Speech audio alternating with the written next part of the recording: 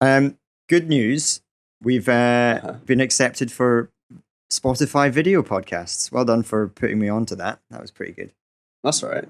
Yeah. I don't understand them really. It's kind of like you say. It's a weird way to you'd watch on YouTube. It's because Yes.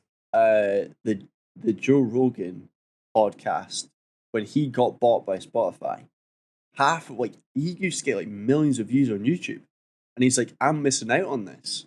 And Spotify are like, no, we're going to do video. Oh, really? Is that why? Yeah, the first time it happened Ah. was him. And I genuinely think it's because had a he kept uploading to YouTube for like 6 months after he started on Spotify, and Yeah. then he whipped everything over to Spotify Video. And I Spotify see. Video became a thing. Because I think the main thing that people are not stressed at, they sort of like complain about with YouTube is a lot of people use YouTube for music and podcasts, so that when they shut their phone off, obviously the video stops. Yeah, But the cool thing about Spotify video is you can either listen to the podcast or you can switch your phone on and you can watch the podcast in one place. So what we're really saying is, Gemma, stop watching us on YouTube and start listening to us on Spotify. That would be good. condense it all into one place. Yeah, absolutely. And most, like, when I look at the analytics of our pod, then most people listen on Spotify and on like Apple iPhones and things. So it's quite nice to know. Also, majority men, and the majority 21 to 30 or to 46 or something. That's a weird age range. It is a very weird age range. 18% women. Very good. We got to bump those numbers up. Those are rookie numbers.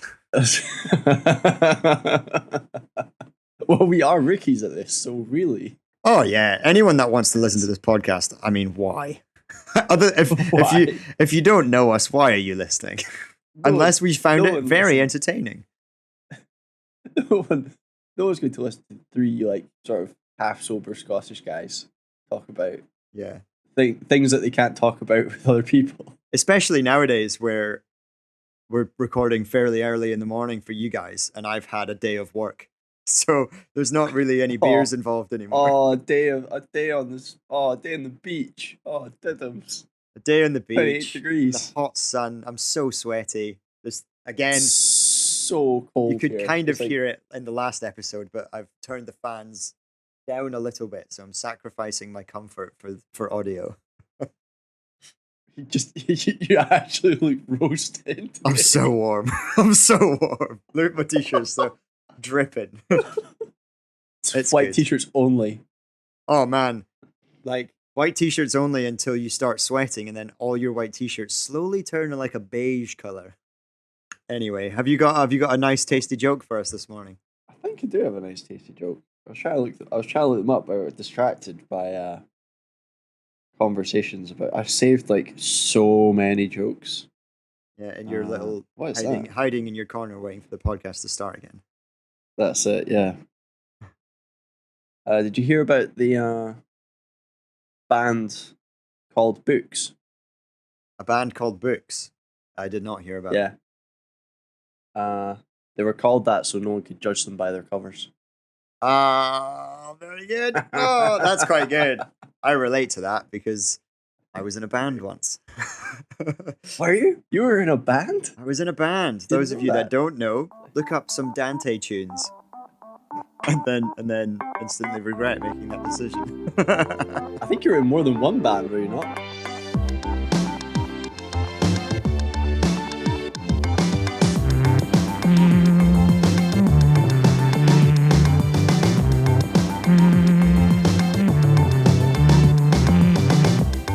Hello and welcome back to That's Class, episode 26, a podcast about things we find class, hosted by two this time of your favourite class holes.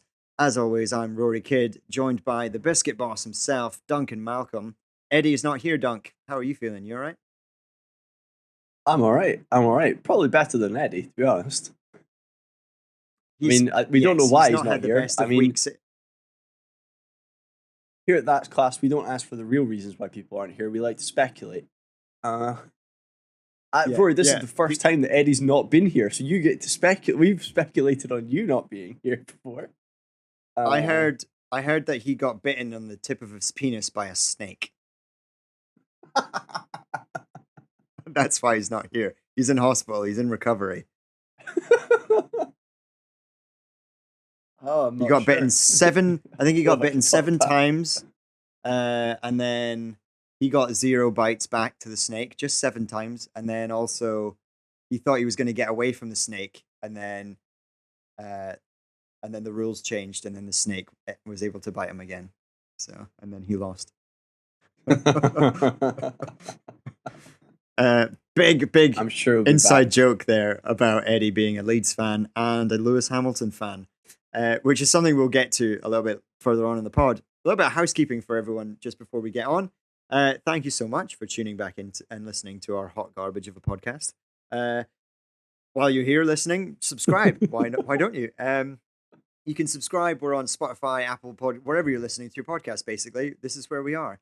Spotify recently just started a rating system as well, which is great. It helps for discoverability, helps us get new listeners. So go ahead and click that little star thing on the bottom left of your iPhone and give us 5 stars. We only accept 5-star minimum.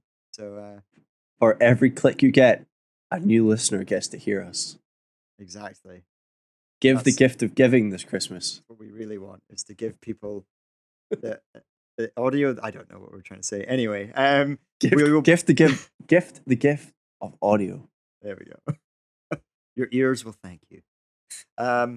We'll pop up if you're listening to us. We will pop up every Monday morning, just in time for your commute, unless I'm struggling with power cuts, which happened yesterday, or I'm just busy or being lazy. Sometimes we upload on a Monday morning. Sometimes it'll be a Tuesday or a Wednesday. Usually it'll be in the morning anyway, just in time for your commute to work. It's a bit of a lucky dip, but that's the fun of it. You don't know when we're going to launch a podcast. It's going to be weekly, but it might not be weekly. And if you'd rather watch our faces as opposed to listen to our voices, you can watch us on YouTube. We might slowly stop uploading on YouTube because we have just, like I mentioned at the top of the pod, we've just been accepted by Spotify to upload Spotify visual podcasts. So basically, when you're listening to us on Spotify, if you click on the episode and it shows you the album artwork, you can actually watch our podcast and you can see me and Duncan's little Zoom recording that we've got. You can see his lovely poster in the background. Showcase. Oh, show it.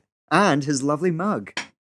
Things that we are gonna make just for the shits and gigs. We also started a Patreon recently. Oh, you mean a begging account? A begging account. Basically, if you want to give us some money, I don't know why you would, but if you why would anybody want to give us money? If you go to patreon.com/thatsclasspod, you'll probably find our page. Have a look at the tiers. It ranges from £2 to £100. Obviously, we prefer £100 because it's more money. But ideally, we want that £100 so Eddie can actually buy himself a decent microphone. Because it's to stick up for Eddie here. He gets. I have heard that the microphone is actually okay. The microphone's okay. It was his settings that were knackered. Yeah, actually, that's last weekend. Stick up for him there. Last weekend it was he accidentally recorded through his laptop microphone, not his actual microphone.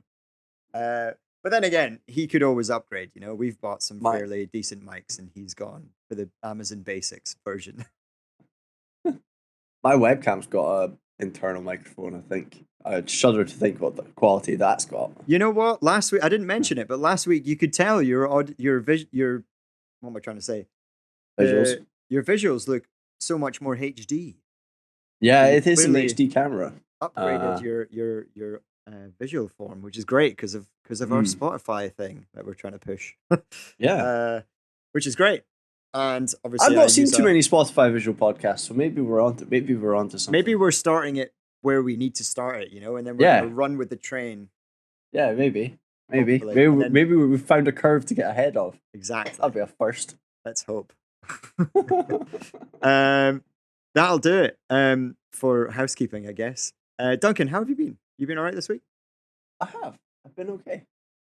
Just working away. My course that I'm doing is pretty much finished. It's all just coursework. And as it's very cold, very grey, and very miserable outside, and there's not a lot of socializing going on in this part of the world at the moment. That's very true.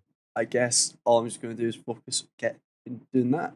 Really, if I can try and get it done before Christmas, that'd be nice. But who knows? What about you? How's the beach bum lifestyle? Except it's not really beach bum because you've got a sweet house on the beach. Yeah, not really a beach bum vibe. It's more of like a bougie beach vibe. Bougie beach bum, but triple B. Yes. It's great. I basically, in the mornings, my whole job is content manager. So I manage all the social medias for Ticket to Ride. Take pictures of the beach. Take pictures of the clients, film the clients surfing, use those videos for social media. My day is basically finished by 11, unless I need to schedule a lot of posts for social medias and things. My day is pretty much done by 11 or 12, and then I'll go. It's pretty good, and then I'll go for a surf, and then I'll nap, and then I'll maybe go for another surf. I'll nap. Go for the hottest part of the day in a hammock. Exactly. You can't function during the midday sun. You need to go for especially at post surf. You have a coconut, and then you're just sleepy. I'm a sleepy boy. Coconut. Oh my god. Actually, next time I'll prepare that for next time. I'll have a coconut instead of my little water bottle here. Yeah, absolutely. Make sure you try and get what you should try and do is carve out a little Ticket to Ride symbol on the coconut. Oh no, I'll do a That's Class. It'll be my That's Class coconut. Oh, that's Class coconuts. You've got your mugs. I've got my coconut. That would be amazing. Oh, That's Class coconut. What other merchandise can we make that's stupid? Yeah, exactly. And then we can sell it on Patreon. The That's Class merch store. So someone's house is just going to be... my room. It'll be this room. Yeah, that room just full of boxes of stuff. Irrelevant That's Class merch that no one wants. Oh man, that'd be so good. Right, moving on to big topics for the week. Right off the bat, let's talk about the F1. If you're not aware, Formula One season just finished last weekend. Yes. Right? Yeah, yes. Always kind of like it happened just after we recorded the pod. So every time. So we're a week every late. Time. Yeah. So yeah, big controversy, but I think it's also having a week's thinking about it. A period of review. A period of review, that's a good way to put it. After a period of review, I'm actually okay with it. I still don't agree with what happened, but I'm also okay with the result. Like, it's fine. For those of you that don't know, Lewis Hamilton and Max Verstappen, two of the best Formula One drivers in the world right now. Lewis Hamilton, the best Formula One driver in the world. Eight times world champion? 7 times world champion. 7 times. 7. Was going for his 8th. Was going for 8. Both of them were tied in points, and this was the last race of the season. Went all the way up to the last 3 laps, and then someone crashed. Safety car came out, and then basically they had, I think, 4 or 5 lapped cars between them. Lewis was in first, and his tires had done about 38 laps. He was also on hard tires. Point out, there's different tire compounds. Yes. Hard tires have less grip. And Max was on soft tires and had done maybe 2 laps, I think. And just a couple more, but yeah, very fresh. Coming up to, they wanted to finish the race as a live lap rather than through the safety car. So what they did was coming up to the last lap, they were going to get rid of the safety car. But before they did, the FIA officials basically said, hey, all you lapped cars, you can just drive ahead of the safety car and then we'll have a motor race. But then a lot of people didn't agree because, again, it was just those 4 and not all cars that had been lapped. And also, I think it would have been a better race because Lewis was on those older hard tires and Max was on the softer tires, he still had those lapped cars to pass. That, in my opinion, would have been a much better finish, like much more exciting finish. Even though That would have been exciting. the finish itself was, I was like hands and face like the whole lap. I was like, fuck. Yeah, it's definitely one that kind of needs review, and I've spoken to like you, Eddie, a couple other people, my dad, and it's like everyone's kind of got a slightly different opinion, but everyone kind of agrees that it was dodgy. The way it was kind of not dodgy, I said like not. We're not supposed to say like on this podcast. I've heard, yeah. We need to get a like jar. Like. Everyone kind of just thought that the rules weren't applied. If the rules written out and everyone's seen them now because they've been talked about and posted everywhere, yeah, it would appear the rules weren't applied correctly, or it wasn't applied in a fair way. They cherry-picked rules which they were allowed to do because the race director is allowed to do that because that's actually a sub-rule. Yeah. So at that point, if the race director can just make stuff up, then... Because what happened was, Michael Massey had a decision to make, and instead of just making any decision he made was going to affect the outcome of the championship. And this is where he got caught between essentially a rock and a hard place. Because if Michael Massey had just picked one, according to the rules, either unlap all the cars or don't unlap cars, pick one, he could have argued it against the rules. The winner would have been the winner, and there wouldn't have been as much sort of controversy. The problem is that he engineered it in a way to make the finish under the green flag, but he kind of flim-flammed between two sets of rules and kind of made one decision, and then Christian Horner came on the radio, and then next thing you know, the decision's been changed. Now they're talking about how team principals shouldn't be influencing the race director, correct? Yeah. So it wasn't just the decision, it was the flim-flamming between, like, jumping between the two, that's where I think it wasn't applied fairly. Was Hamilton robbed? Yeah. I think there's a whole... Also, you've got Perez's driving, because Perez held him up for 6 seconds. He might have been able to pit. That's true. I think Perez, in my opinion, Perez won that for Max Verstappen. Quite possibly. Hindsight's 2020, but that changed the dynamic of, 2 laps under Perez, changed the dynamic of that section of the race. He gained 7 seconds, did he not? Something like that, yeah. So, but you don't know how exponential that would have got if Perez hadn't been there. Yeah. So therefore, you don't know, because they kept saying, "Oh, you're going to lose track position or whatever." In hindsight, would you have been better if you had the faster car on the second safety car? Would you not? If you could say, "Right, we're just going to come out behind Max, not Perez," would you have been better pitting? Yeah. Getting softs and being behind Max? With a faster car. With the faster car? I think that's the way you put that now is actually really good, because it's also, I think, a team mistake. For the fact that a team mistake, and the fact you didn't have Bottas there either. Yeah, Max pitted 3 times or 4 times in that race. Huge amount. Definitely 2. And just before the second safety car came out, they radioed to Lewis saying, if you wanted to pit, what tires would you want? And he said, whatever you guys feel. Yeah, feels good on both. Yeah, and then the safety car came out, and then they were like, nah, stay out, because you'll lose position. And it's like, but then hindsight's a wonderful thing.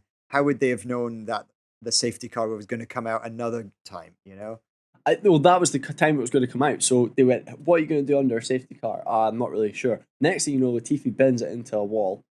Then you have Hamilton not pitting when he could have pitted, put on softs, and possibly I don't know what the timings were. I don't know if he would been out behind Max and Perez, in which case it was over. Yeah. If he just came out behind Max under the safety car, that would have been game on. Yeah, but that would have been a nice race. I think but then you didn't know if Massey was going to unlap the cars. You didn't know if he was going True. to finish under the safety car.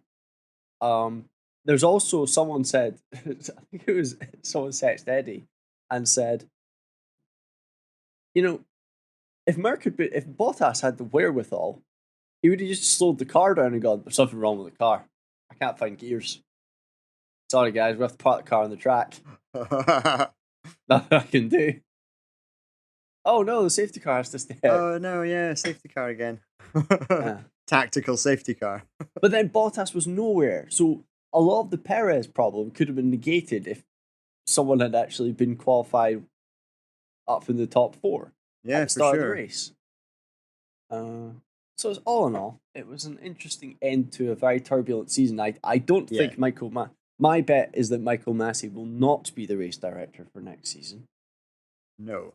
And also, I think his quote is on a sugary peg. Yeah. Is it?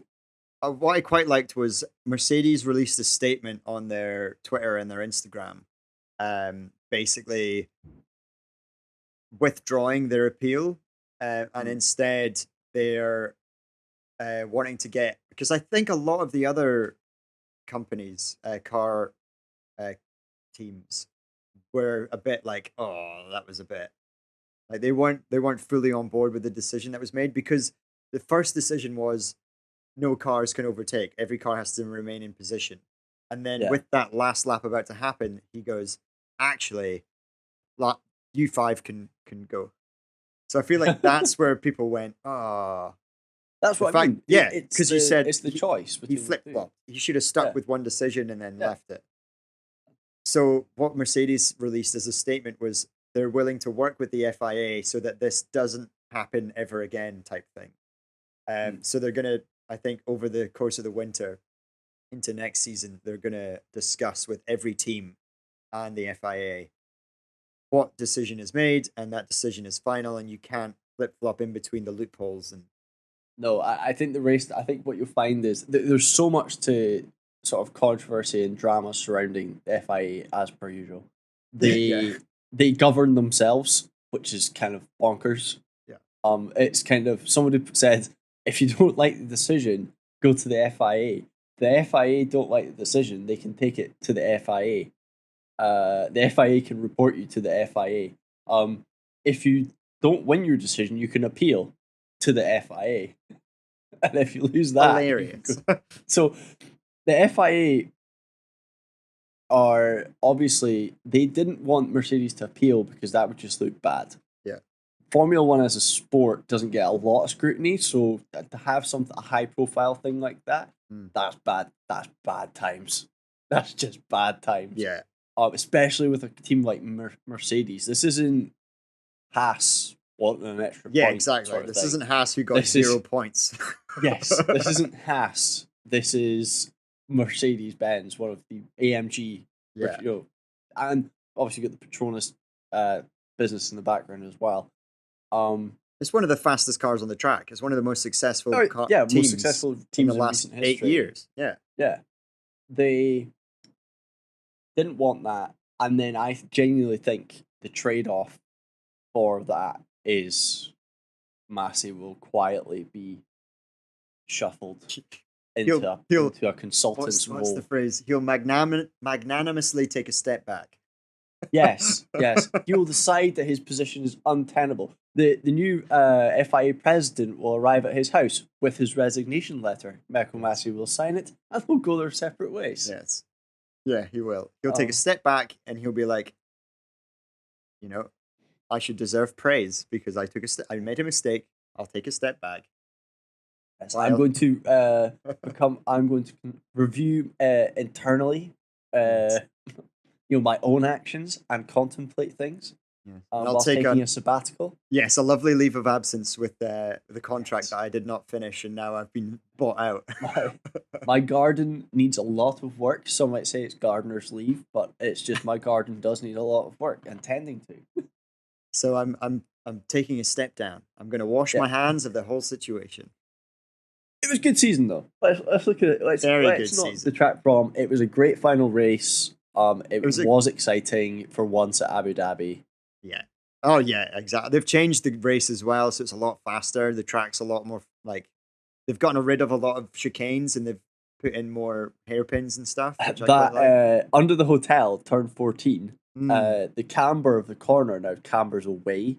And I said to Eddie at the start of the weekend, I said, someone's got a date with that turn 14 wall.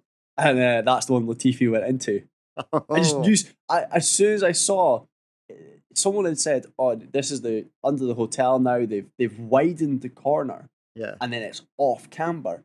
And then during free practice, Kimi Räikkönen spun it, went straight into it, and I thought That'll that happen looks in the like if race. someone pushes that too hard, someone's going to crack into that wall. Yeah. Because off camber, so as soon as you turn in, it goes away from you. You're It turns, going because it you're turns all- away from the corner as opposed to into the corner. Yeah, so if you're Yeah. kind of You're hard turning to left. describe with my hand on an audio podcast. You can but you can describe it with words. yeah. So if you want the corner, if you're turning left, you want the car to be leaning left, basically. Yeah. Except when they're turning left, the car's actually leaning right. Yeah.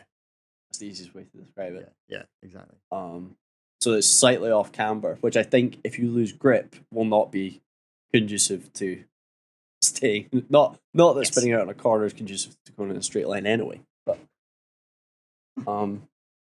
yeah, I saw that. It was, but like I said, it was an exciting season, and next year the cars are different. They'll be able to overtake more. Hopefully, people like Ferrari and McLaren. It'd be nice to see another team enter the fray.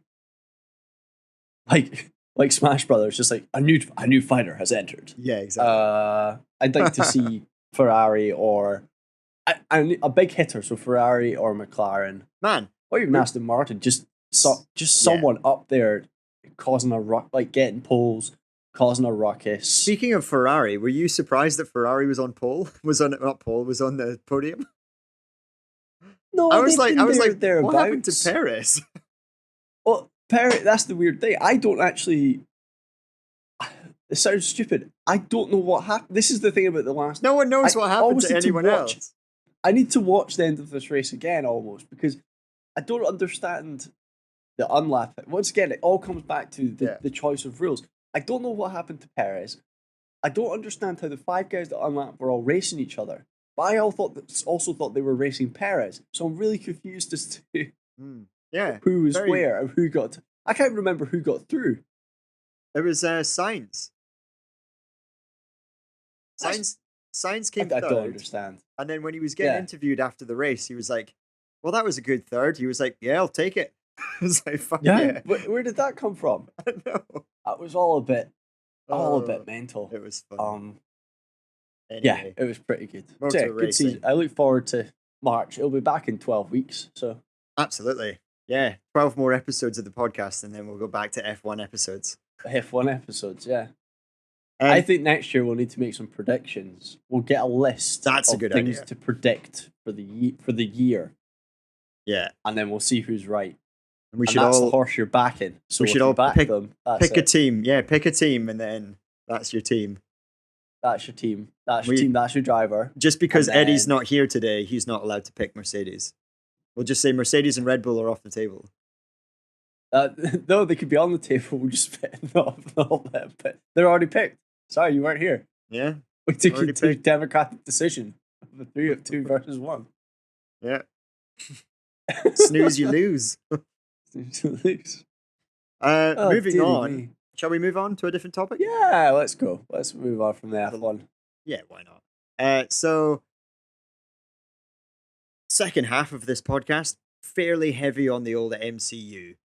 We keep talking about the fact that this podcast is not an MCU podcast.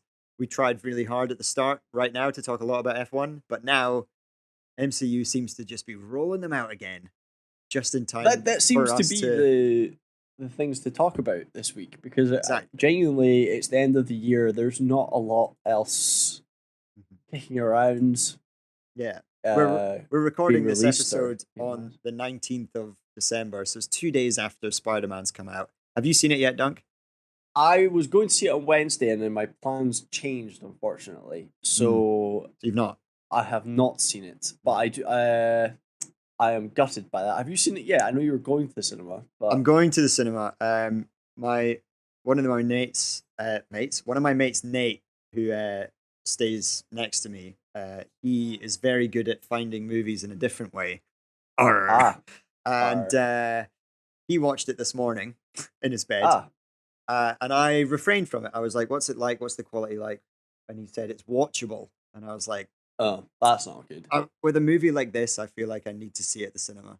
So I think it's been very excellent that through Reddit, through social media, I have seen 0 spoilers as of yet. Yes. I think that that's pretty impressive of everybody. I've also been very careful on social media, on Twitter. I'm mainly only looking at like fantasy football stuff, and I'm like anything that says Spider-Man, I'm like, don't look at it, don't look at it, don't look at it.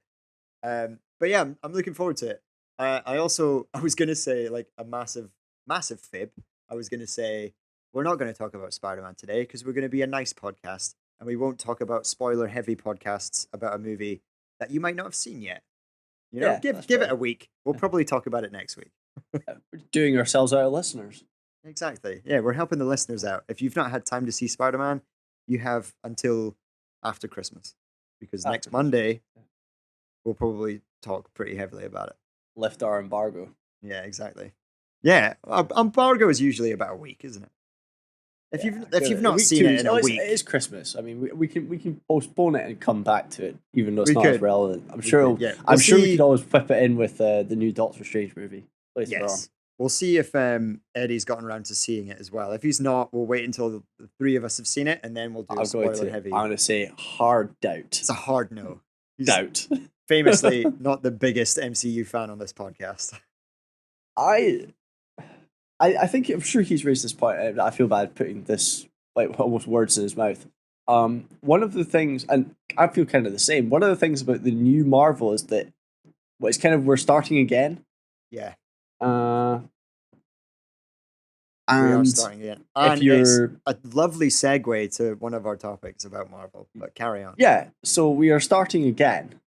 And it's kind of hard to be invested, especially when if you're not big into it, you don't have Disney Plus, or you don't have you're not as keen. And it's not the characters that you kind of engaged with when you were in 2008, so that would have been what, 15, 16 years old when the first Iron Man came out. You know, we engaged with them for over 10 years. You're not we're not as engaged with them yet. Was it not 2003 or was it 2008? No, it's 2008. Oh, okay, yeah. First Iron Man film, I'm sure. Yeah, because 2018 was the 10-year anniversary. Yeah. Yeah, you're not as familiar with. Yeah, I know exactly what you mean. Yeah, so I think it's kind of hard to kind of get invested in some of the characters, the new characters, if you're kind of still attached to. Yeah, genuinely, and I feel like that's why I've not seen it. I'm going to watch it on Disney Plus probably this week. My brother and my sister did not like Eternals. Okay. They were just like it's brand new characters, and it's these characters that have been around the whole time, but we've only just started to hear about them now. And there's some big names, but some of the big names aren't really involved. They're just there, I guess, for an MCU Disney paycheck. And then the post-credit scene and things that I've already heard about weren't happy about it because of who it was. I mean, it's on Disney Plus now. Everyone's probably seen it. Harry Styles is now in the MCU. It's not on Disney Plus here. I think that's January for us in the UK. Or maybe I just ruined the You might get post-credit scene different for you. one. No, that's okay. I know about the post-credit scene. Harry Styles is in the post-credit scene, and it's very disappointing. And he says he's Thanos' brother. Do you know why this is maybe a controversial opinion by me. Do you know why Harry Styles is in the MCU? And once you hear me say this, think about his career and how he markets himself, okay? Over everything. Harry Styles is trying to be the next David Bowie. Okay. He's trying to be the next David Bowie. Or David Bowie? Bowie. Bowie. No one really knows. Just call me Dave. But I know what you mean. Like, started off as a musician, you know, and then got into acting. He is a good actor. I saw him in 1917? 1917 or Dunkirk? Dunkirk. He was in Dunkirk. He was good in Dunkirk. He was in another one, I think. that I can't name. But then I don't know. I just think he's such a huge name that when you see him in something like the MCU, which fair enough, Robert Downey Jr. is a huge name. Chris, all of them are big names Yeah. now.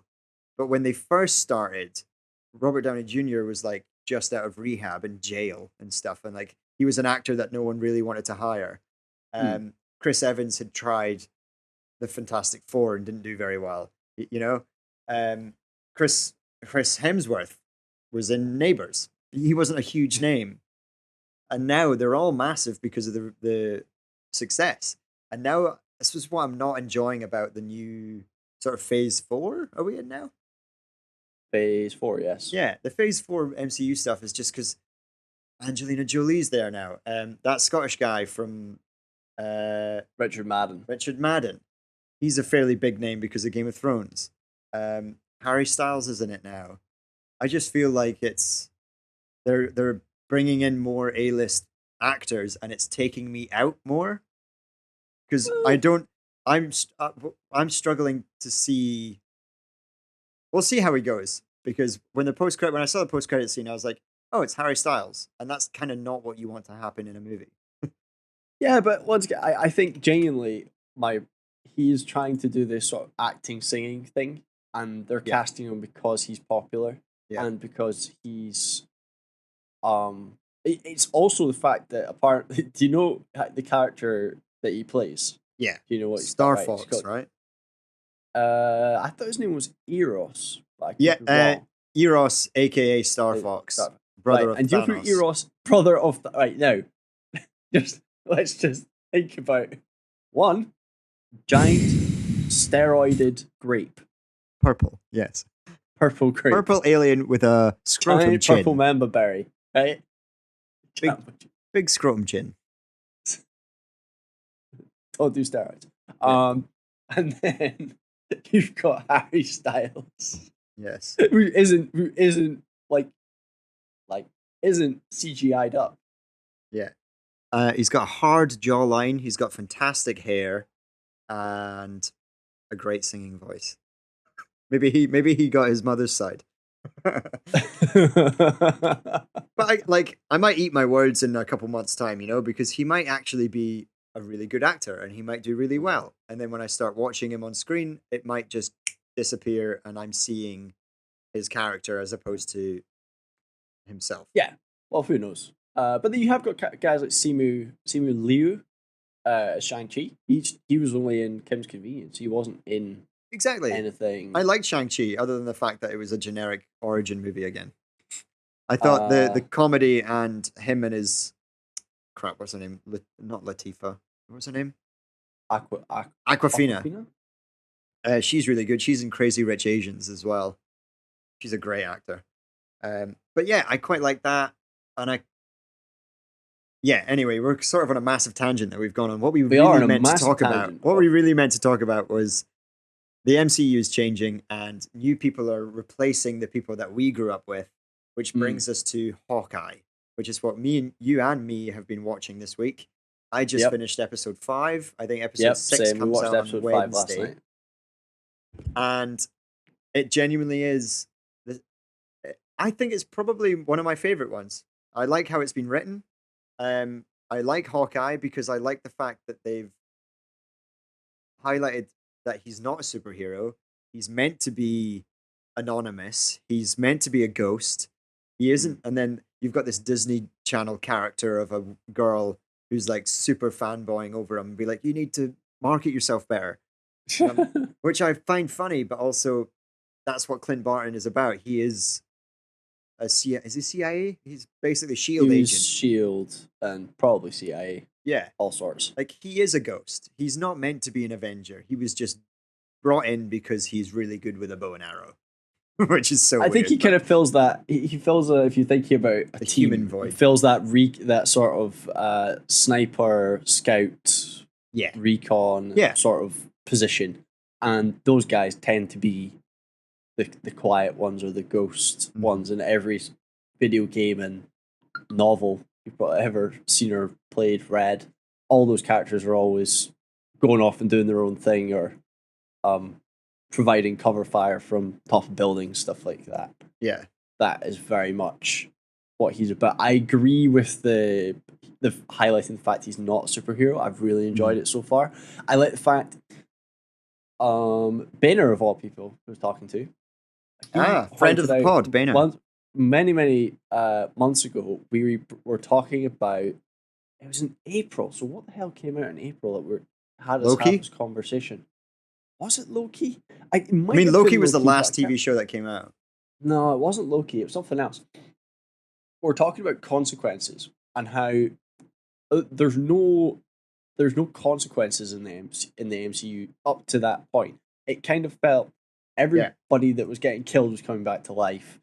No one was staying dead. No one's had to face the consequences of their actions. But in Phase 4, so far, people have been facing the consequences of their actions a little bit more. Not quite as much as you would like for an adult TV show, but maybe something along the lines of Game of Thrones, where things had consequences for the first 6 seasons anyway. Things had consequences. Decisions had consequences.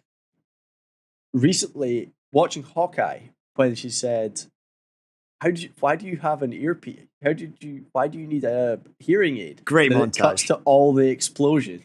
He survived, and some of them were horrific. And you think to yourself, "Yeah, that would do it." That's fair enough. A consequence of him being being a regular dude. Yeah, doing superhero stuff. It's very much. It's a nice character arc. Batman. So yeah, it's a good character arc. I think. And also the fact that you talk about consequences.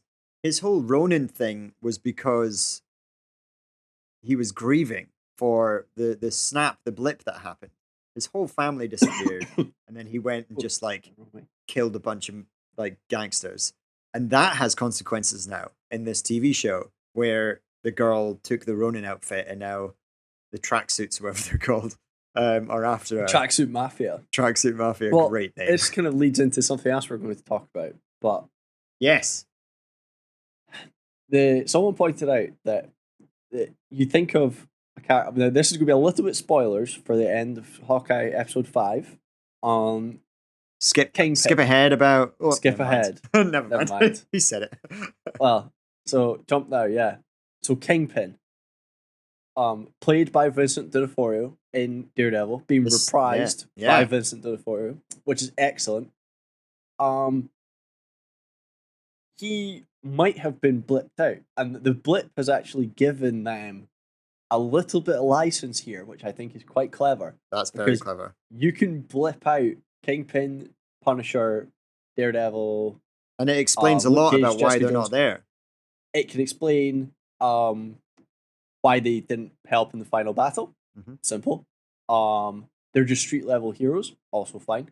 But when they come back from the blip, the world's changed. So Kingpin might be the head of the Tracksuit Mafia, not because he wants to be, but because that's where he's found himself, because that's him post blip. Yeah. And obviously he's now entering the MCU, which is a bit more comic booky. So the idea that they could answer to him as one of his many crime gangs, that actually makes sense. Because it's not quite the ruthless Kingpin pre-blip, Netflix version, but same character, same dude, just found himself in a completely different situation. Yeah. The same goes, they've announced, but thing we're going to talk about, Charlie Cox as Daredevil. Genuinely one of the best announcements I've heard in a long time with the MCU. He, as Daredevil, when the Netflix thing came out, amazing. It was good. Out of all the little Disney Plus TV shows that they've made on the side, nothing has compared to me to Daredevil season 1, 2, and if they did a third, I can't remember. They did do a third, but season 2 is without shadow of a doubt the best season. Lots of ninja fights, lots of fights in corridors. It's great. You love ninjas, Roy. I love ninjas. That's also maybe why I'm liking Hawkeye, and I like his character, and I like the fact that he is meant to be in the shadows. I also like Batman. Maybe that's why. I like the idea of Daredevil season 2 with the Punisher and Punisher, Kingpin. John Bernthal. Daredevil. I hope Bernthal comes back as well. He will. I think if Daredevil is back in and Vincent D'Onofrio is back in, you can bet bottom dollar that John Bernthal, they'll just the difference with Kingpin, Vincent D'Onofrio, for example, is he's 62 now. I am. So you want to get him in. You want to make sure he's not that old. My dad's 61. Using them. Just want to make sure he's in. Just want to make sure he's. Yeah. You just want to make sure he's in the MCU. Get him tied up. Bernthal, he does. To be fair to John Bernthal, he's a busy guy. He's very busy. He's a busy guy. He's done a lot of stuff. But then he's not. He's not doing a lot of main character stuff. No, that's because I think he genuinely wants to be Frank Castle for another 3 seasons of The Punisher. I hope he does. I just watched his Hot Ones episode, and now I'm in love with John Bernthal again.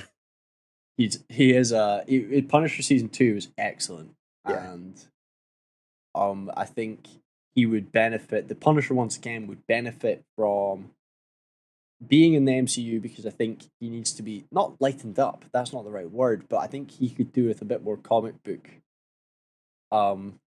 inspiration to his storylines rather than having to Netflix sort made of it do the mercenary thing. Netflix made it very sort of 18 plus, almost R-rated. That's okay. Which is okay, but like it was very real and there wasn't that sort of MCU. Yeah, they'll need to balance it. Yeah. He is a character other than Daredevil, like Charlie Cox, probably the best Daredevil since not Matt Damon. Only Daredevil since Ben Affleck. Yeah, I know. Great Daredevil, great actor. I can't wait to see him in the MCU. But saying that, characters/actors I'm not so much looking forward to joining the MCU, potentially, if they join the MCU. Jared Leto. All right, okay. He is Morbius, who is famously a Spider-Man villain. Yep. I only really have reference for Morbius in the cartoons back when we were kids.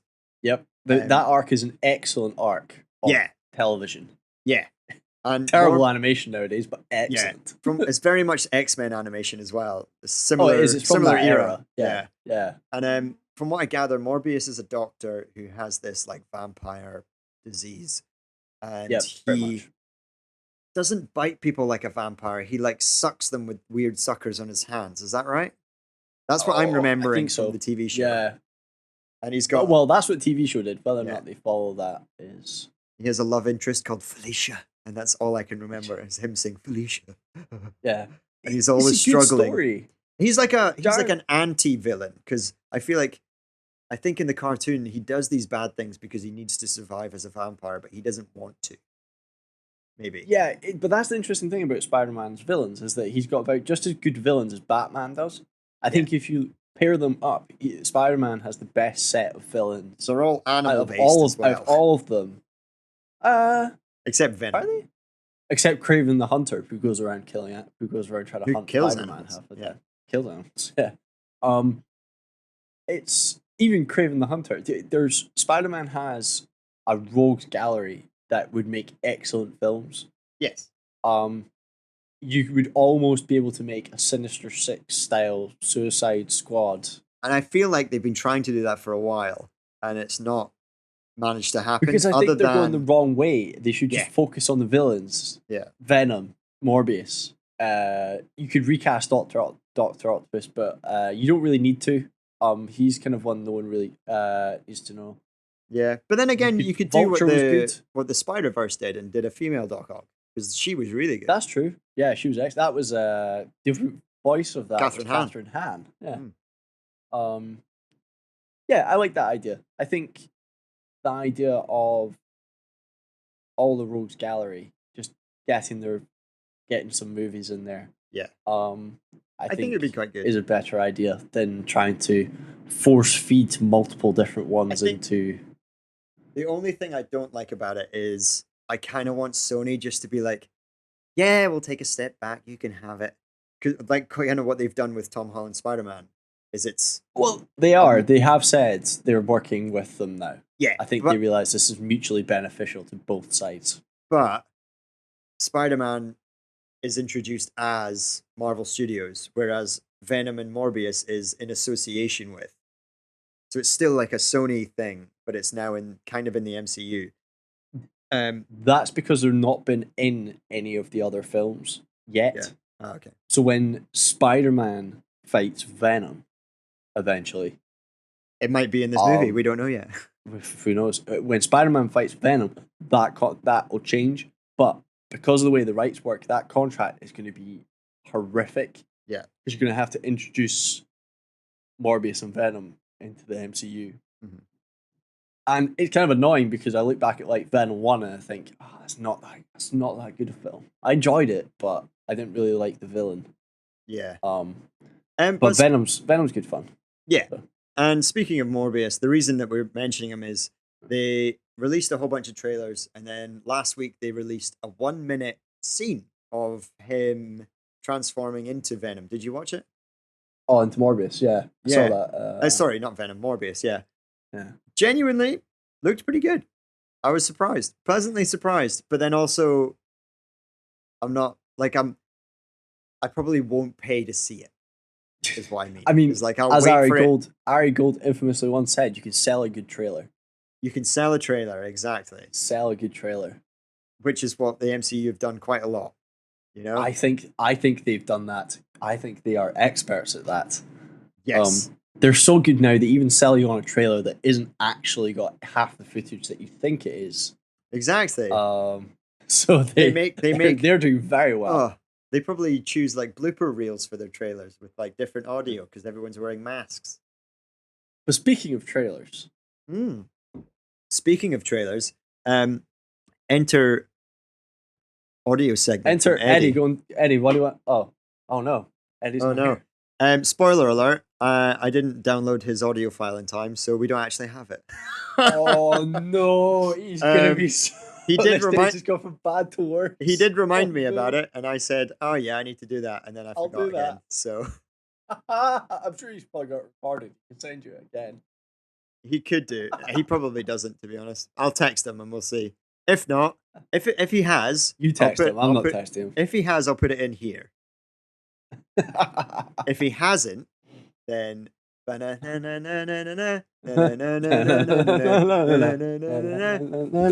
time. We're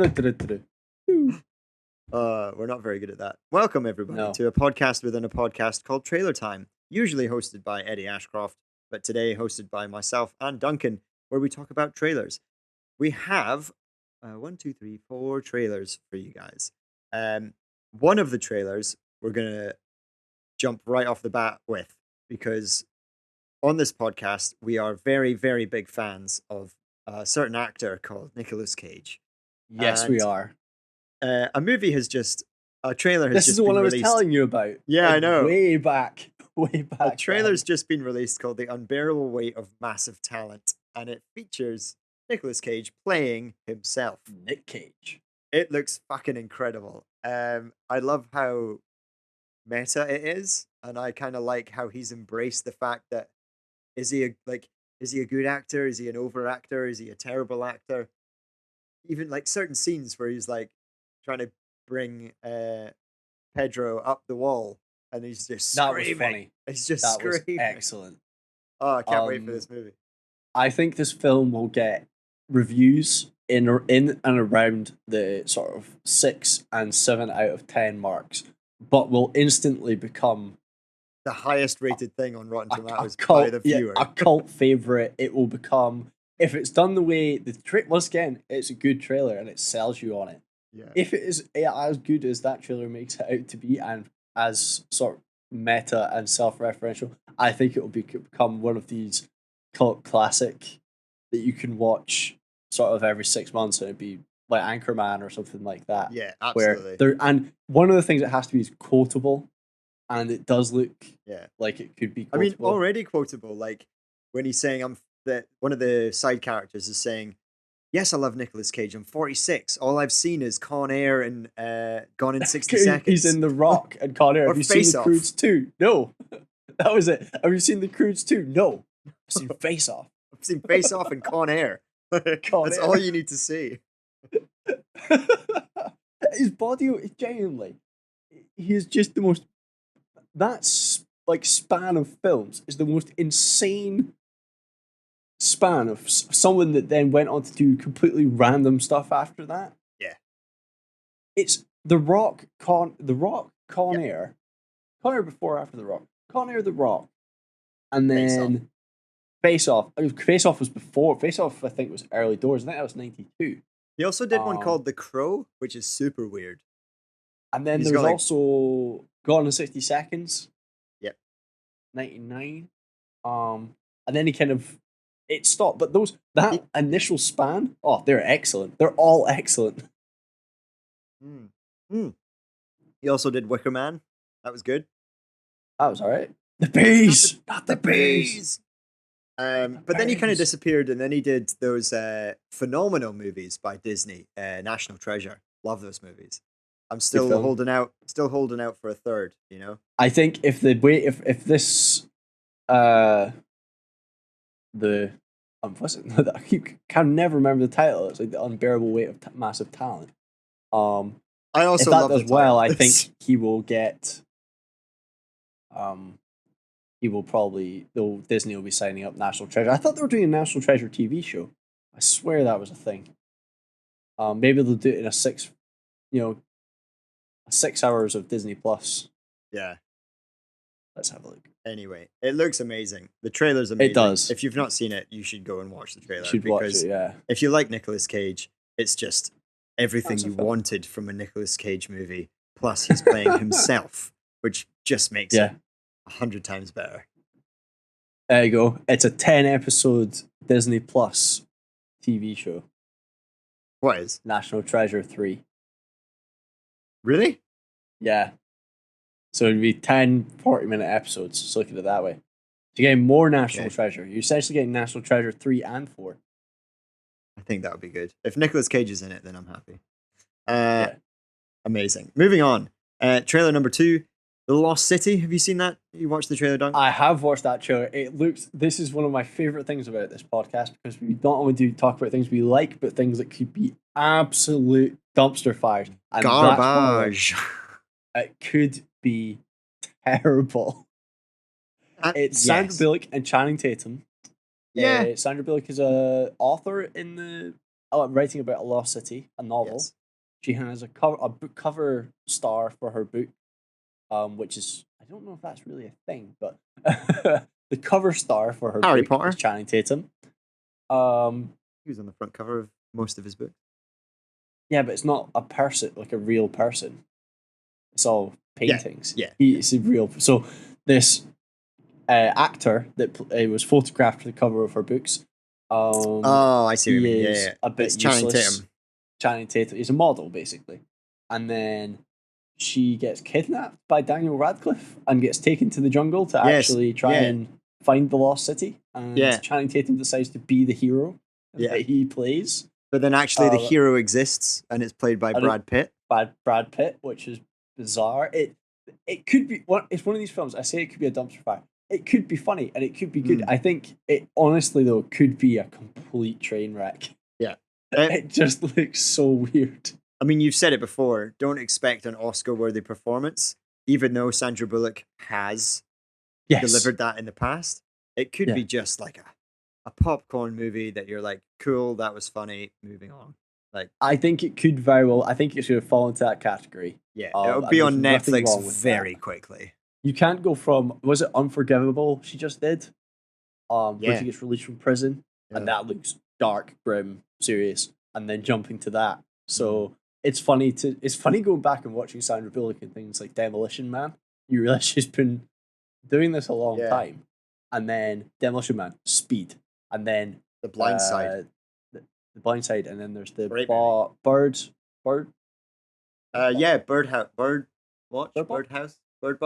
Yeah, the one where they're blind and they can't see the aliens. Yeah, or something. So there's that one, and then she's done a few other serious ones, and then. She's jumped to. She's done a couple of comedy ones. There was the one with Melissa McCarthy, and then she's jumped from Unbreakable to debatably an amazing comedy. It's called The Heat. The Heat. That was it. It's her range, like she's just she's going good. through the going She through also the did wall. Miss Congeniality, which Miss Congeniality, two that's the one, amazing yeah. movies. You know. So it'll be interesting to see. It's just one of these. I watched it. I watched the trailer and I thought, oh, this is going to go either way. This could go sour. This is a risky. This seems like a risky move. This could be I'm going to go to the toilet halfway through the movie and then never return. It could be a phone twitcher. A phone twitcher, exactly. Phone twitcher, as we call them now. Another trailer that we saw that came out this week, which could also be a phone twitcher for me anyway, is also title drop. Fantastic Beasts: The Secrets of Dumbledore. Secrets out. He loves Grindelwald, who's played by Mads Mikkelsen now instead of Johnny Depp, because Johnny Depp had that big thing about being beaten up by his wife, I think. Yeah, but it turns out she was beating him up and not him, which is a shame. And I kind of feel like Disney maybe should have like rehired him, or maybe they already shot the movie. Who knows? As Warner Brothers as well. So Fantastic Beasts. I wasn't massively sold on the first two movies. This trailer looks fine. Mads Mikkelsen, I'm actually quite excited about. He's a really good actor. He plays a really good bad guy. Jude Law, he's a terrific looking man. I like his beard. But other than that, I'm kind of over Harry Potter, other than I might watch the 20th anniversary thing that's coming out soon. I will be happy when this Fantastic Beasts thing dies in a ditch.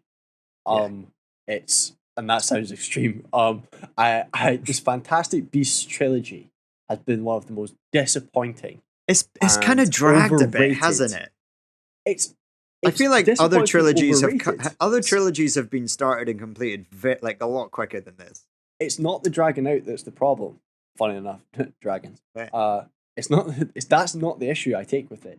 The problem is, it started off as a sort of heist / the Eddie Redmayne's character Newt using character. So he was using Fantastic Beasts. There was in the first one there was Fantastic Beasts, and maybe not enough of them, but he used them, and you kind of got in sort of look into the world of the magic zoologist.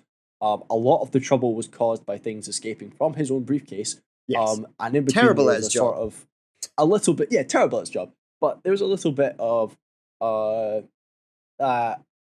was a sense of magic to it, because it was a different kind of magic that we hadn't really seen, which was the animals doing a lot of the trouble.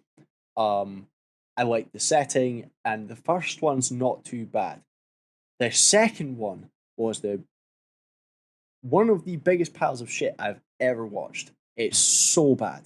They've twisted this story about fun and sort of something that was supposed to be light-hearted into this dark, moody sort of They're trying to make it like the Star Wars, almost like the Star Wars prequels, where they're trying to make it dark.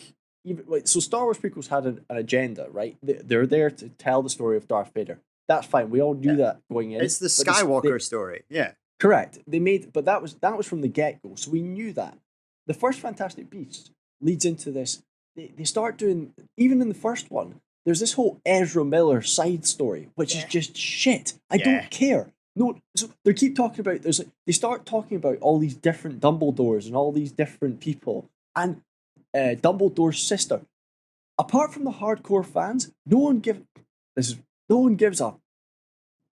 I'm not gonna can't be harsh, but no one cares. I genuinely don't care. This is really be on my soapbox. It's so annoying, because then this third one comes out. There's no they've called it Fantastic Beasts and then The Secrets of Dumbledore. What the fuck is the secret? There we go. What is the Secrets of Dumbledore got to do with Fantastic Beasts? Nothing. If he doesn't get that bloody phoenix by the end of this thing, it should be a waste of time. Waste of time. Just, it makes me so angry. There's such a great concept for a film, and then they just ruined it. Ruined it so much. It makes me so cross. It's awful. It's this whole moody, dark battle for the world thing that we've already seen done well. You're not going to beat Harry Potter versus Voldemort. It's the Luke Skywalker and Vader. Luke Skywalker versus Vader. It's the what was the you've got the Lord of the Rings didn't really have that sort of fight, but Frodo versus the One Ring, I guess. Yeah. There's these titanic sort of battles, or Frodo versus Gollum, at the end. Building up to these things. We had 7, 8 films for Harry Potter. Yeah. And this Fantastic Beasts thing really tarnishes the legacy of Harry Potter. I genuinely couldn't tell you any of the characters' names. The only guy I remember other than is Dumbledore. Jacob, the Muggle. Is that the Muggle? He's the best character.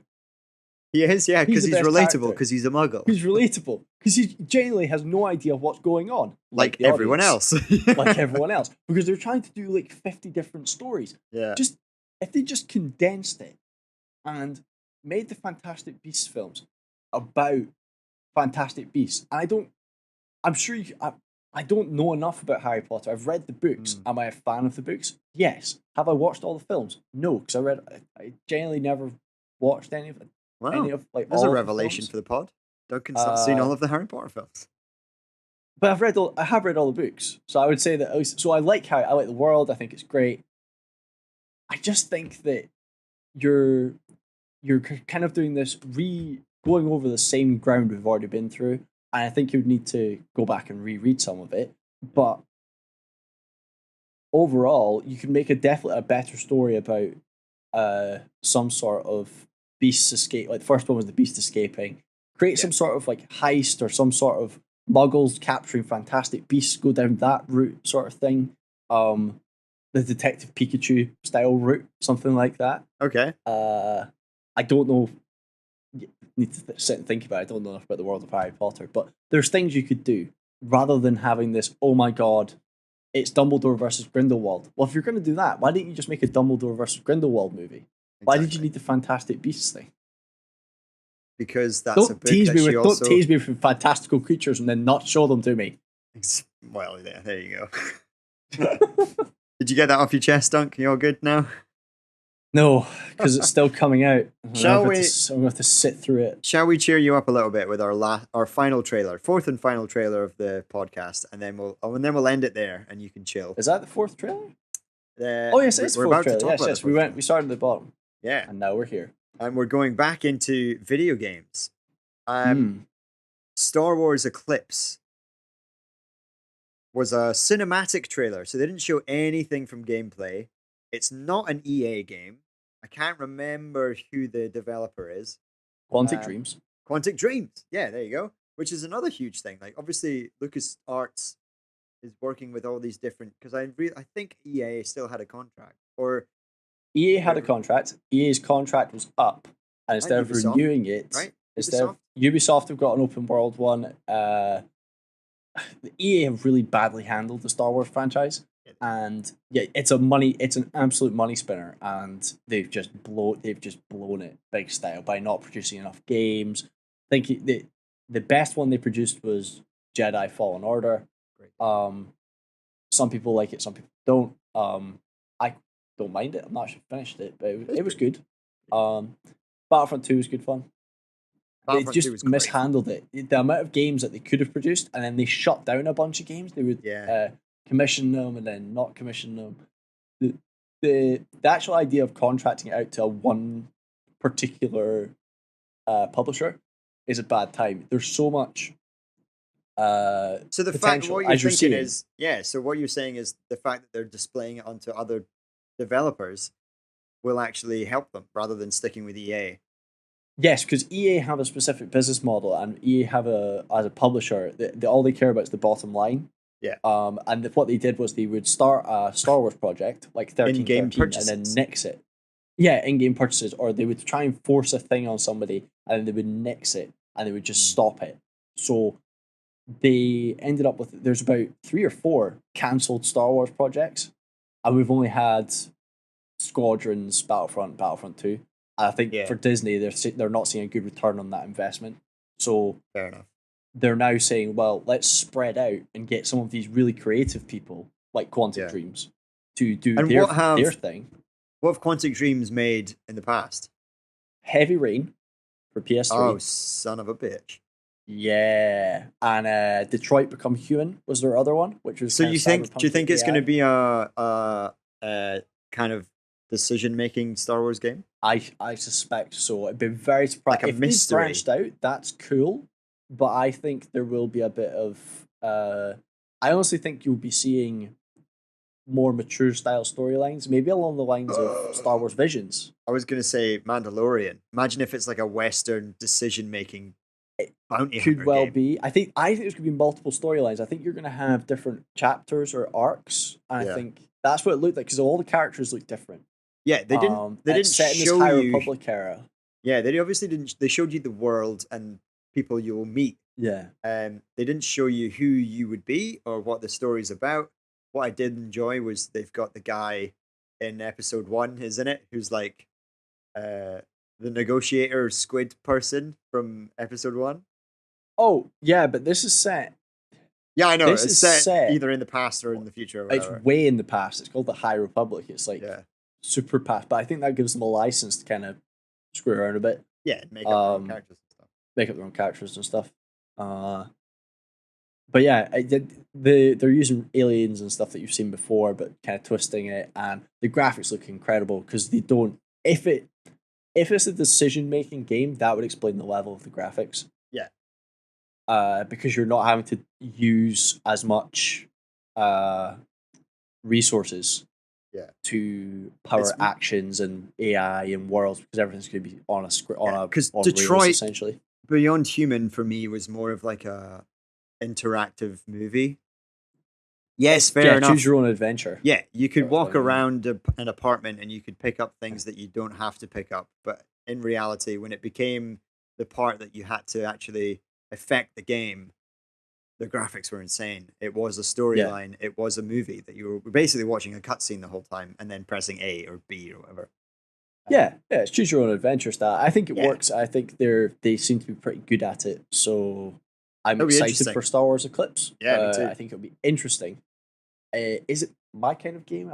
I like Yeah. them, but it's one of these ones that maybe you might play once, but even if it has replay value, you might not do it again. It's so not I massively wonder my what type they'll of game do. either.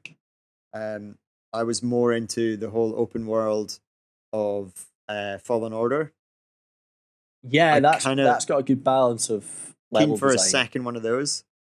But, we'll Yeah. see. It sounds good. I'm happy with that. I like Star I'm Wars happy with games. Star Wars Eclipse. Yeah, I think it'll be.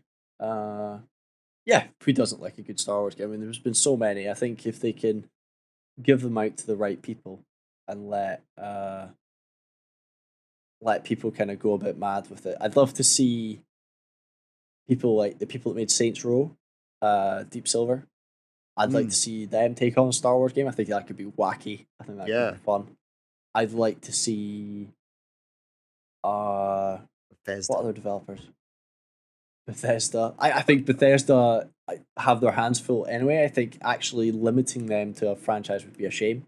But yeah, Bethesda. I'd like to see the people. I mean, there's Arcane, a the new people that Skyrim made- isn't going to come out anytime soon, so. No, but Starfield's out next year, so that'll be fun. Okay, cool.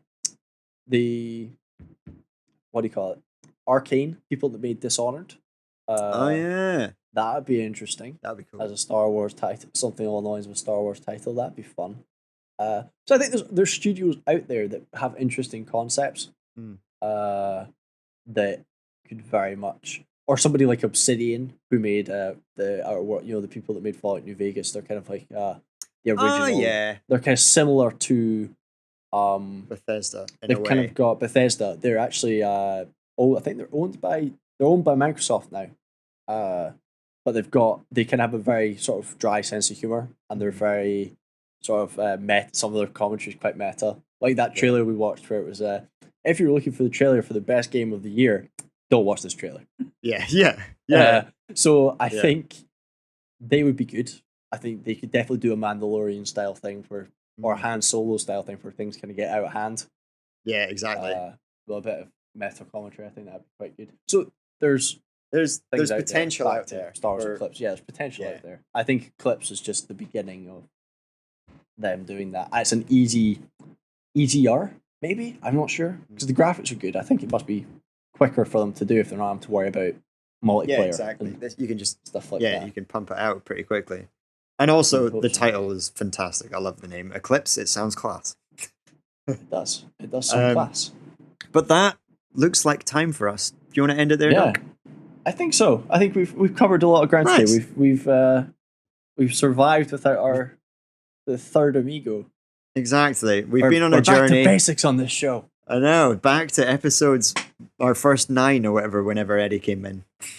Yeah, first 9. The first 9. Yeah. So that'll do it for this week. If you want to contribute to the topics, you can find us on all the socials. Search for That's Class Pod, and you'll find us on Instagram, Twitter, Facebook, and YouTube, and things like that. Drop us a DM, slide into our DMs, let us know what you find class. We'll probably put it in a future episode. If we also find it class, or if we don't, who knows? We don't even know. No one's really written in, so we'll see what happens if someone actually does write in. Like I said before, you can catch us on YouTube. You can also catch us now on Spotify, because we will be uploading video podcasts on Spotify, which is very exciting. One of the first, other than Joe Rogan. Well, we need to review. I've not seen many of them, but yes. Yeah, that'd be exciting. When we applied, it said that you will be the first few to try it out, to see if it actually hits, and if it doesn't, they'll probably get rid of them or whatever. They'll probably nix it. But we were there. But we were there. We were there at the start. And if you like that, Spotify also do reviews. Drop us a little 5-star review. We consider ourselves 5-star men. We accept 5-star minimum. So if you could drop us a little review, leave us a like, leave us a comment, share with your friends. We really, really appreciate the fact that you listen to this podcast each and every week. I hope you have a super, super day. Say goodbye, Duncan. Goodbye, Duncan. And as oh shit, no, we'll just end it there then, shall we? as Eddie says at the end of every podcast, Eddie.